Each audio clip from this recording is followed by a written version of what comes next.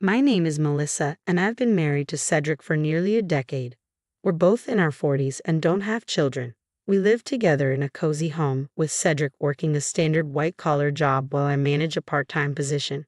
Thanks to our combined incomes, we enjoy a comfortable financial cushion. Our marriage has been smooth sailing so far, with hardly any major disagreements. Lately, however, things have become a bit more complicated. The change began when I inherited a condo from my father, who recently passed away. I've been advised to move into this new condo and relinquish my childhood home. My father had purchased the two-bedroom condo for himself when we got married. It's not overly large, but it's charming and stylish. The condo Cedric and I currently call home is actually my childhood residence. My parents and I lived in a four-bedroom condo till I married, at which point my father gifted it to me. After leaving for college, returning to this home filled with memories was a source of great joy. My mother passed away while I was in college, so my father lived alone in the family home. When Cedric and I were preparing to marry, my father expressed his hope that we would be comfortable in the condo. I initially thought he was hinting at moving in with us, but he firmly declined. He likely didn't want to intrude on our new life together. After my father passed away, I inherited the two-bedroom condo where he had been living. Luckily, I was able to quickly find a tenant and secure a lease. I assumed our lives would continue as they had before. However, a year later, my mother-in-law made an unexpected proposal during a visit. She suggested, "Why don't we let Jasmine and her kids move into the four-bedroom condo? It's getting cramped in their current place." Jasmine, Cedric's sister, is a single mother with 3 young children. They're currently living in a two-bedroom apartment, which I could imagine is becoming quite tight for their growing family. However, my feelings towards Jasmine had never been warm. Each time we crossed paths, she seemed to look down on me for not having children. Cedric and I married just before I turned 30, and even then, Jasmine seemed intent on one-upping me. Her attitude only worsened as I reached that milestone. She would say things like, "You're 30 and still childless. Isn't your life over?" The comments didn't stop there. After my father's passing, she made a particularly cutting remark. "It's such a shame you didn't give your father the chance to meet his grandchild." Despite Jasmine being 3 years older, she often felt more like a younger sister-in-law than a senior. I genuinely wanted to maintain a good relationship, given her family connection, and I tried to make an effort. But after her hurtful comments, I found myself wanting to keep as much distance from Jasmine as possible. I don't have any siblings, and my father was my only close family. Amid the mental and physical exhaustion from losing him, Jasmine's cold words struck me deeply, leaving me with a lasting negative impression. I hadn't seen Jasmine since shortly after my father's passing, so I was taken aback when my mother-in-law made her proposal. She suggested that Jasmine and her kids move into the four-bedroom condo, offering to cover the rent at just $500 a month. Her expression seemed to convey, "Isn't that a fantastic deal?" I was stunned. While our condo isn't brand new, it has been recently renovated and is well maintained. With good public transport and proximity to a mall, its rental value would surely exceed $2,000.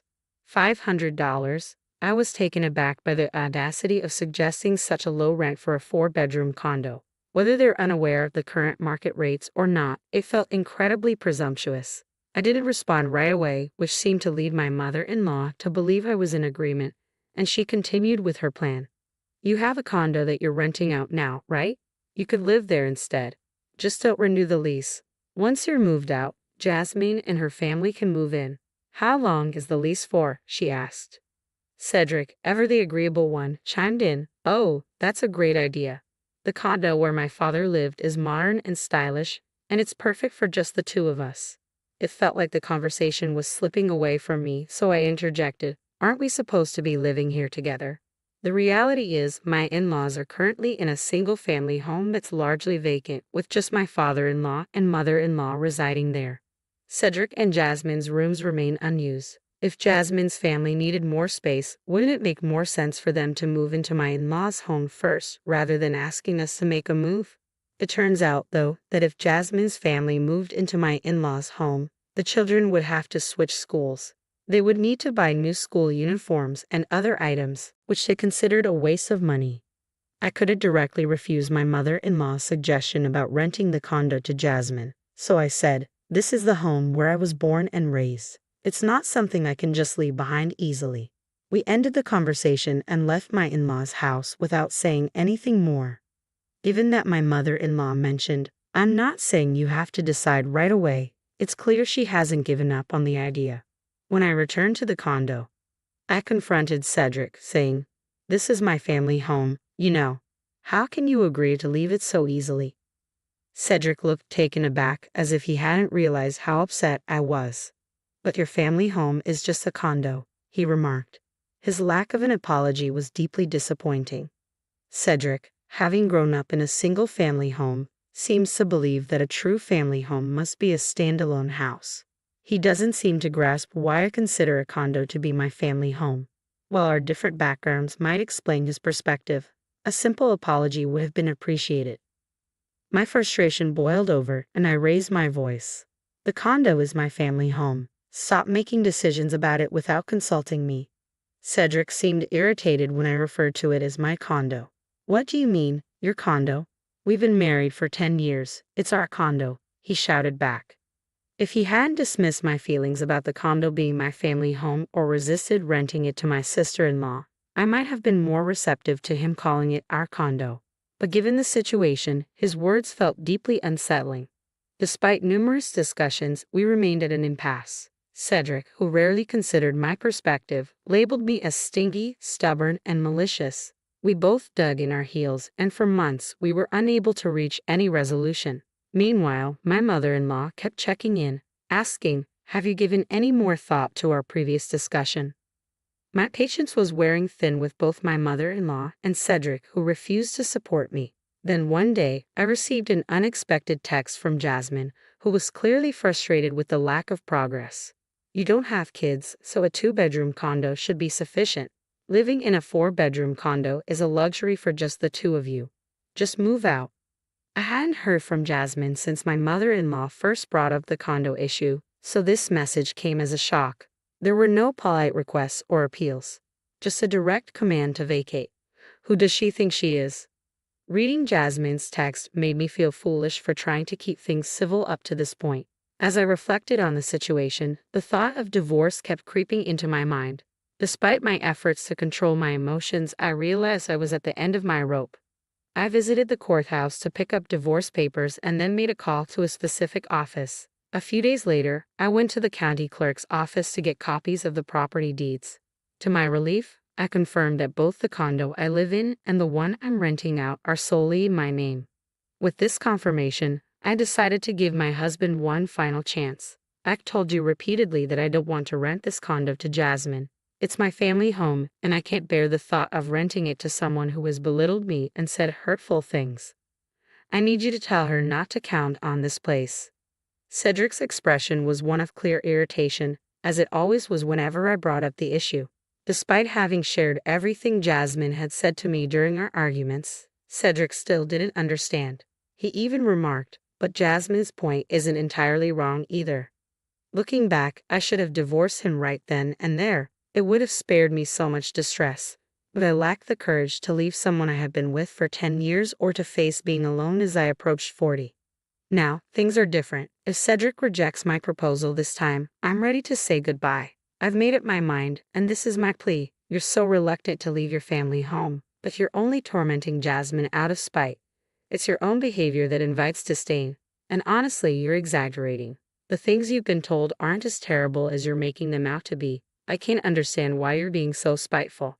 Cedric looked at me with confusion, completely unaware of my resolve. I was at a loss for how Cedric could never support me, no matter how many times I needed it.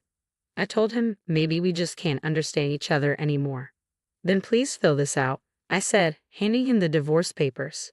I expected him to panic or become agitated, but Cedric merely sneered and smirked at the sight of the papers. "Seriously? Do you think threatening divorce will make me back down?" he retorted. Cedric seemed to believe I wasn't serious about the divorce. I thought to myself, this isn't a threat. I could have managed to get along with Jasmine as my sister-in-law, but now it feels impossible. The same goes for your mother and you. I can't trust you anymore, and there's no love left. It's over. Pack your things and leave now. Unaware of my resolve regarding the divorce, Cedric left. My anger surged and I expressed my frustration. Jasmine and my mom don't actually dislike you. Can't you see this is all your fault for only thinking about yourself? Cedric, feeling that our conversation was going in circles, tried to argue back. I cut him off. Enough. We've reached an impasse. You don't want to understand me, and I don't want to understand you. Divorce is the only option. If you don't sign these papers, I'll file for mediation. I spoke with a cold finality. Cedric responded with a growl, kicked the wall in frustration, and stormed out. He didn't sign the papers or take any of his belongings. He seemed intent on just leaving the situation behind. A few days later, as I had anticipated, Cedric returned. With a look of guilt on his face, he asked, "What should I do?" Did he really think that a display of remorse would make me reconsider? There's nothing more to discuss. Everything is already decided. If you agree to the divorce, sign the papers. If not, I'll file for mediation. Also, I've decided to sell this condo. Yes, I had made up my mind to sell my family home. On the day I went to court to get the divorce papers, I contacted Mr. Allen, a close friend of my father's. I had known Mr. Allen since childhood, and he had been very supportive, even attending my father's memorial service. He had given me his business card, offering his help if I ever needed it. His card listed his law firm, where he worked as a lawyer. Mr. Allen had been instrumental in helping me navigate my father's inheritance by introducing me to a judicial scrivener. When I consulted him about the current situation, he was supportive and provided valuable advice on checking the condo's ownership and preparing for potential complications in the divorce.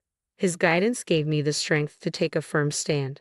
After Cedric left the house, I made the decision to sell the condo. I reached out to a real estate agent and instructed them to list the property. I also informed Mr. Allen about the failed conversation with Cedric, how he had refused to sign the divorce papers, and how he had left without resolving anything.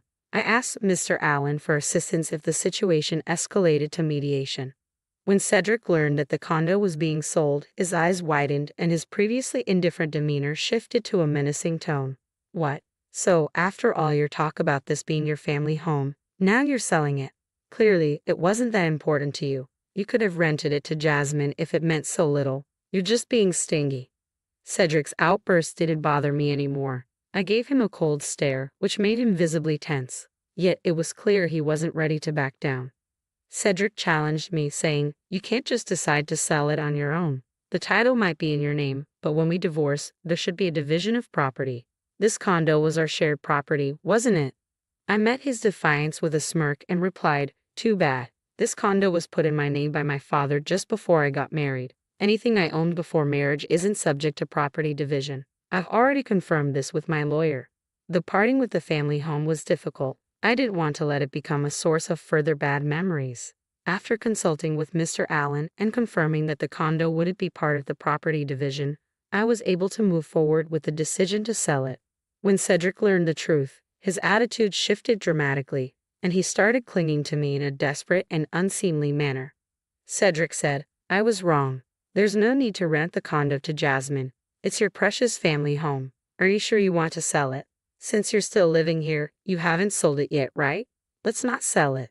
We can start over. I'll speak to Jasmine and my mother. Let's not proceed with the divorce or the sale." At that moment, I questioned why I had been with him for 10 years. I felt a deep sense of self-disgust. Don't try to sweet-talk me now. You never supported me, no matter how many times we talked. There's no chance for us to start over. Goodbye. Pack your things and leave as soon as possible. Cedric continued to resist the divorce, leading us to mediation. Eventually, I was able to finalize the separation and part ways with him. Now, I'm free. I initially feared that being single would be daunting, but it's actually quite liberating. I've purchased a new 2-bedroom condo and am embracing my life on my own terms.